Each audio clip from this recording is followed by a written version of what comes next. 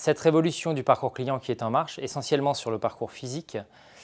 vise à en réalité adapter les espaces physiques et les points de vente aux nouvelles attentes des consommateurs qui sont habitués à ces nouveaux modes de consommation, à ces nouvelles habitudes d'achat en allant chercher sur Internet en se renseignant avant de faire un acte d'achat et ensuite éventuellement soit l'acheter sur Internet, soit l'acheter à travers leur téléphone mobile, leur smartphone. Et donc l'idée, c'est d'intégrer dans les points de vente cette technologie qui va permettre justement aux marques et aux enseignes de proposer des services typiquement de comparatifs de produits, de configuration de produits dans le point de vente, de scénarisation, même parfois on peut aider le client à se projeter dans le produit qu'il va acheter, typiquement pour une automobile.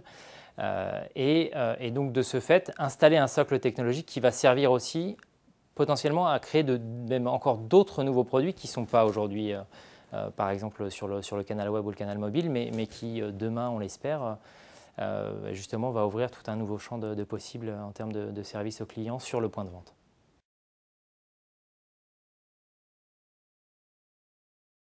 Le magasin du futur tel qu'on l'entrevoit aujourd'hui, il est en premier lieu sensationnel, et ce grâce à la technologie, évidemment,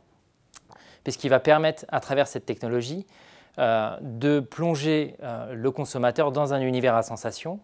de pouvoir lui permettre de se projeter justement déjà visuellement, mais ça peut être aussi audiovisuel en réalité, dans un autre univers, de complètement l'immerger dans cet univers grâce à la technologie, et donc de générer des sensations sur ces sens-là, qui vont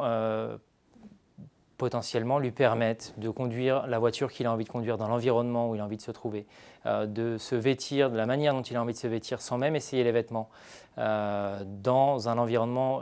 là aussi qui lui plaît et qui lui convient. Ce qu'on imagine également sur le point de vente du futur, c'est un point de vente qui est connecté donc évidemment à ses clients,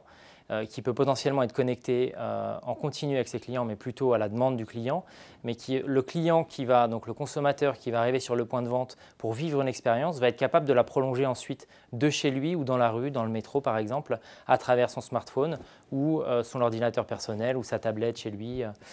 Et donc d'avoir cette continuité dans le temps et dans l'espace de l'expérience et de rester toujours en lien avec la marque et l'univers de la marque.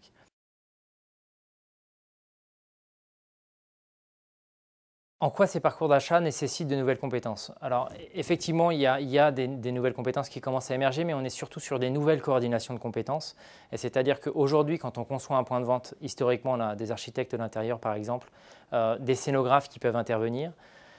Et aujourd'hui, en y ajoutant de la technologie, on y intègre aussi justement tout le multimédia et tous les métiers du multimédia, si on peut le qualifier ainsi, qui vont être de l'audiovisuel, qui vont être des métiers des nouvelles technologies, donc tout ce qui va être Web Agency, SS2I, puisqu'on intègre de la technologie dans ces points de vente. Et on va aussi travailler beaucoup sur l'aspect de communication, comme c'était le cas avant. On travaille aussi beaucoup sur le polysensoriel avec ce qui va être l'olfactif. On travaille également avec